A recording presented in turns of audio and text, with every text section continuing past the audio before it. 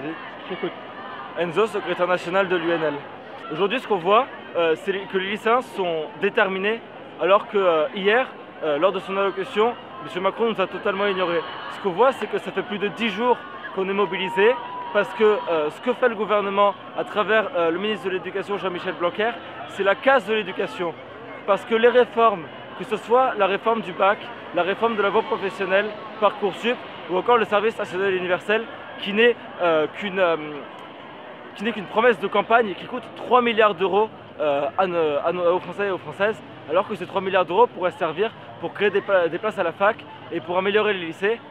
Ces 3 milliards d'euros sont mis pour ce service national universel qui a été refusé par l'armée et que Macron veut tenir comme promesse de campagne, alors qu'on n'a pas besoin de quelque chose pour remplacer l'école.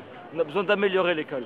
Je suis Marthe, je suis enseignante en lycée professionnel, je travaille dans 2 établissements et aujourd'hui si on est là avec plusieurs collègues, c'est d'abord parce que on se bat contre une réforme qui est celle du lycée professionnel qui est en fait en train de détruire l'enseignement professionnel, où on enlève toutes les heures d'enseignement général à des jeunes qui y ont droit en fait. C'est pas parce que c'est des jeunes des quartiers populaires ou des jeunes à qui on dit qu'ils réussissent moins bien à l'école, qu'ils n'ont pas le droit de faire du français, de faire de l'histoire et d'avoir les moyens de comprendre le monde dans lequel ils se trouvent.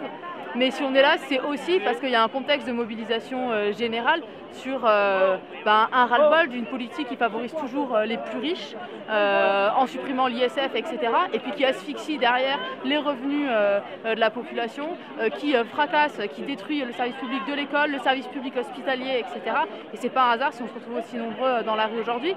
Et puis enfin, on était là en tant qu'enseignants parce qu'on a vu la répression s'abattre sur les lycéens. Alors on a vu à Mantes-la-Jolie, mais à Marseille, c'est pas mieux, avec tir de flashball sur les jeunes.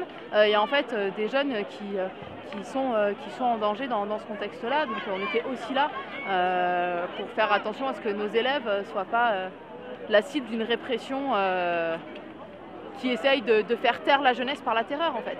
C'est-à-dire quand on aligne comme ça des gamins, parce que c'est des enfants en fait, ils sont protégés, ils sont sous le coup d'une protection qui est celle des enfants, et qu'on les aligne main sur la tête ou main dans le dos, à genoux, etc.